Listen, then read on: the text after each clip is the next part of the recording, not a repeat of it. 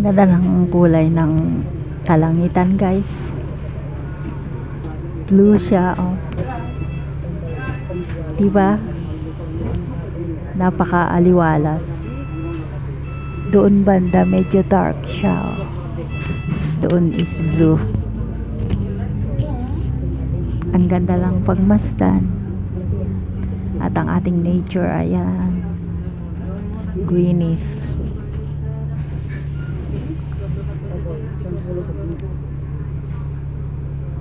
Namimiss ko tuloy yung hometown namin sa probinsya. Ganito siya, mabundok, maraming puno, parang nakaka-relax yung ambience. Tas yan, guys, sa kabundukan na yan, masaya dyan. Dati nagka-climbing kami, kami dyan, hiking, nagka-hiking kami dyan before. Pero ngayon kasi medyo mahina na tayo pagdating sa mahabang lakaran. Ayan, ganda-ganda. Feeling ko nasa probinsya lang namin ako eh.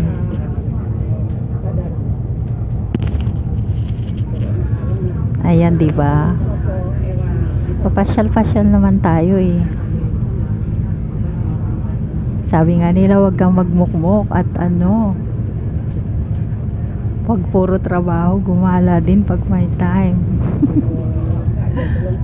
Guys, oh. Siguro mga 7 minutes na lang yung biyahe, tapos okay na. Ayan.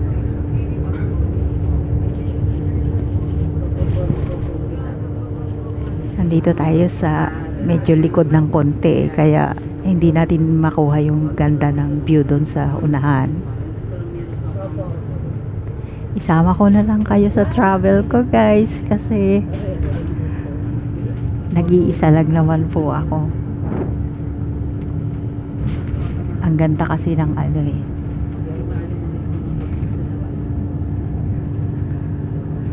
nakaka-relax lang po sa soul and mind yung ganitong tanawin, diba?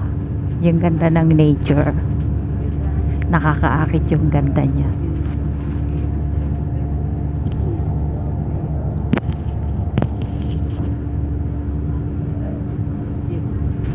Ganda-ganda.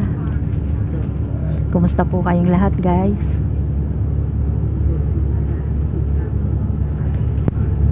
Rest day nyo rin po ba, guys? Tara po, simba tayo.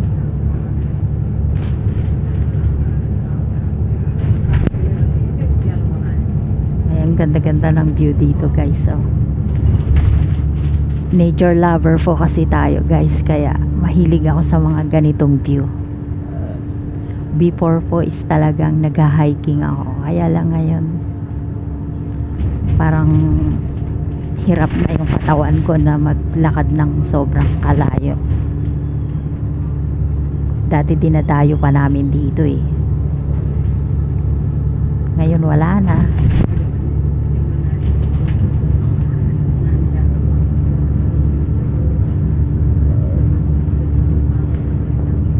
Sasama ko po kayo dito sa paglalakbay ko, guys.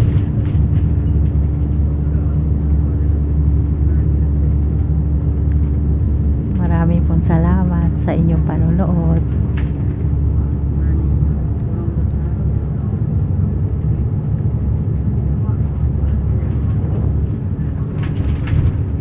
Makulimlim dito banda.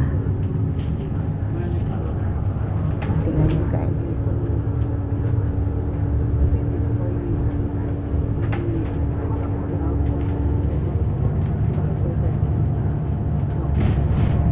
Lulubog lilitaw yung sikat ng araw.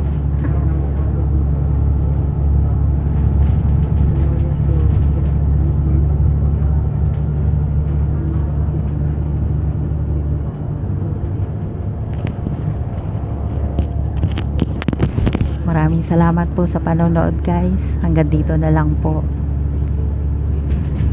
Thank you for watching at Saranghe Vlog. God bless you all. Love you all. Bye-bye.